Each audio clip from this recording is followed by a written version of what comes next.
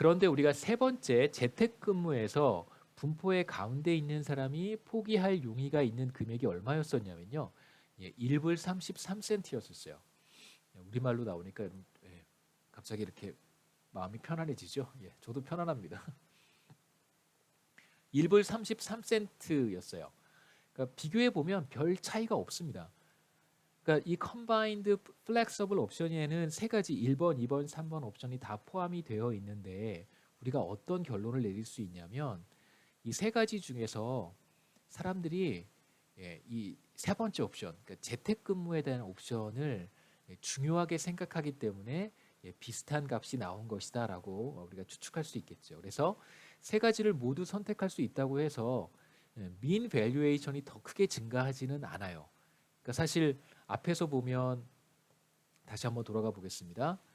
플렉서블 스케줄 같은 경우에는 분포의 가운데 있는 사람이 얼마까지 포기할 용의가 있냐면 제가 여기 써놓지 않았나요? 죄송합니다. 제가 써놓지 않았는데 잠시만요. 분포의 그러니까 플렉서블 스케줄 같은 경우에 제가 다른 데 적어놓은 데가 있어서 잠깐만 찾아보겠습니다.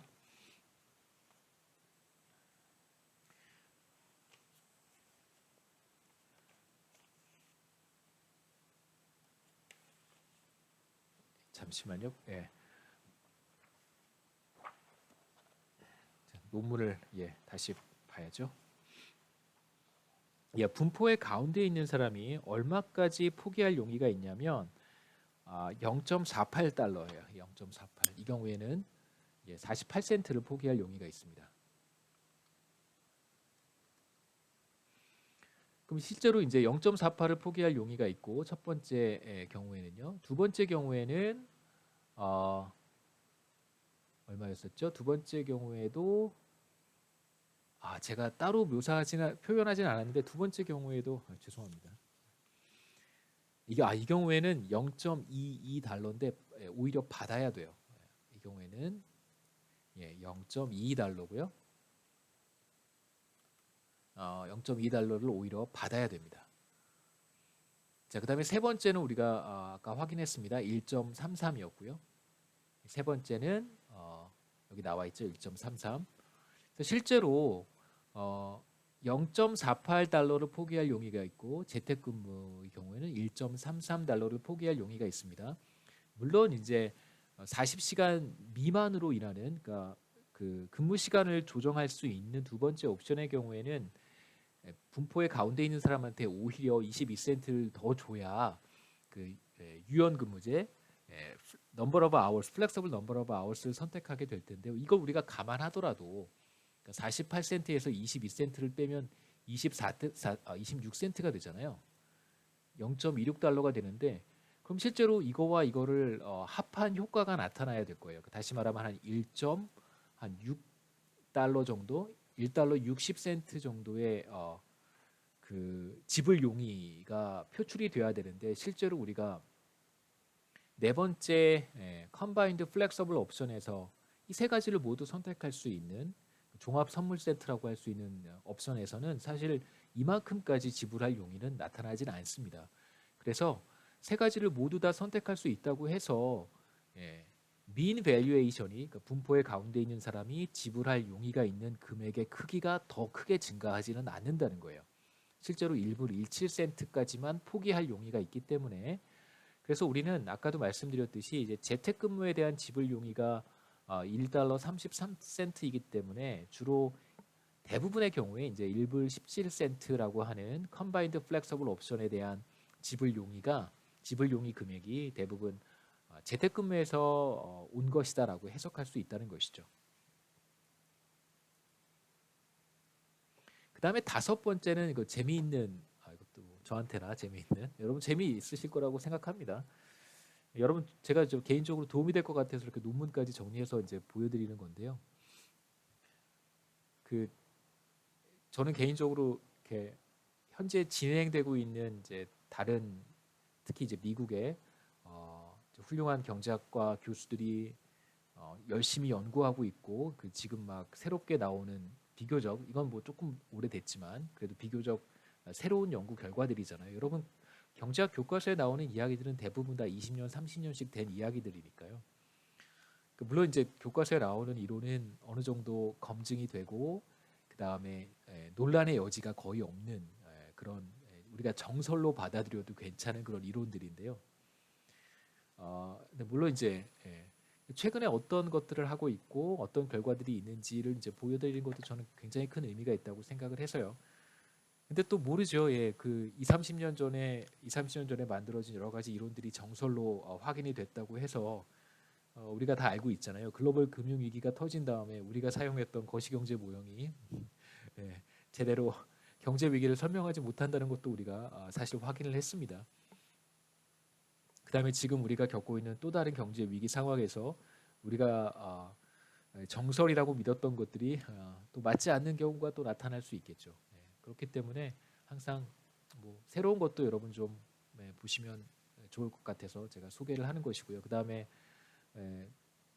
그 여성 경제학자들이 또 열심히 연구한 결과들이어서 또 저는 여러분들에게 또 이런 것들을 더 보여드리고 싶어요. 그 다음에 이제 다섯 번째 결과는 employer discretion이라고 하는 것인데, 이게 뭐였었는지 이제 기억나시죠? 이게 바로 그 고용주가 이제 회사가 일주일 전에 여러분의 근무 스케줄을 짜서 알려주는 거예요. 실제로 이렇게. 그러니까 저희 이제 와이프는 그 오케스트라에서 일을 하는데 근무표가 그러니까 이게 출퇴근 일정이라든가 이제 연주 계획 이런 것들이 한 2개월인가 2개월 전에 이렇게 알려줍니다. 그러니까 한 달인가 2달 전에 이렇게 알려줘요. 그래서 저희가 계획을 세울 때 저희 부부나 가족이 뭐 무슨 어디 여행을 간다든가 무슨 조금 한 3개월 비행기표 보통 한 3개월 정도 미리 예약하면 좀 더 싸잖아요. 더 일찍 예약을 하면 이제 그런 걸 우리가 좀 하려고 한 3개월, 4개월 전에 뭔가를 이렇게 계획을 세우려고 하면 세울 수가 없습니다.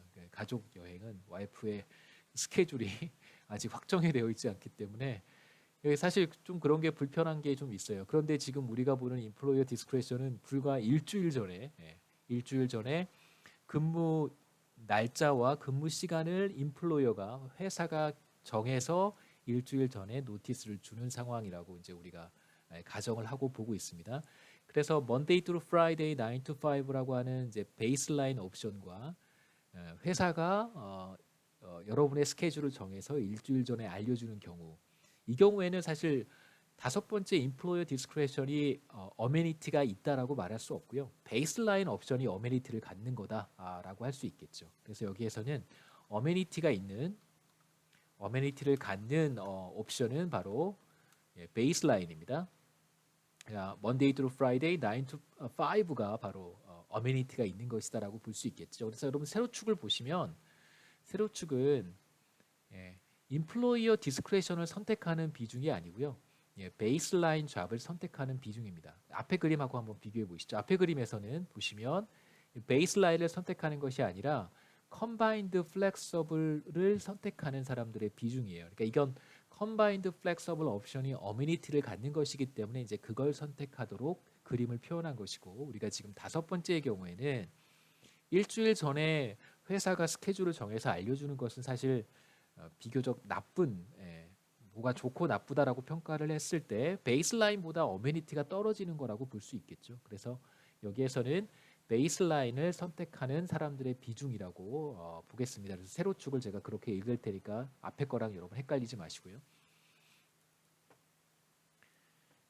자, 우리가 예상할 수 있듯이 사람들은 이제 지원자들은 당연히 인플로이어 디스크레션을 피하고 싶어합니다. 그러면 과연 얼마를 지불하고 인플로이어 디스크레션을 피하려고 할까? 인플로이어 디스크레션을 피하는데 얼마까지 지불할 용의가 있을까가 이제 우리의 관심사가 돼요. 자, 분포의 가운데 있는 사람이 바로 여기 있습니다. 제가 이제 그림 노란색 선과 빨간색 숫자는 제가 이 그래프에다가 추가한 것이어서요. 실제 논문에는 이 노란색 점선과 숫자가 나타나진 않습니다.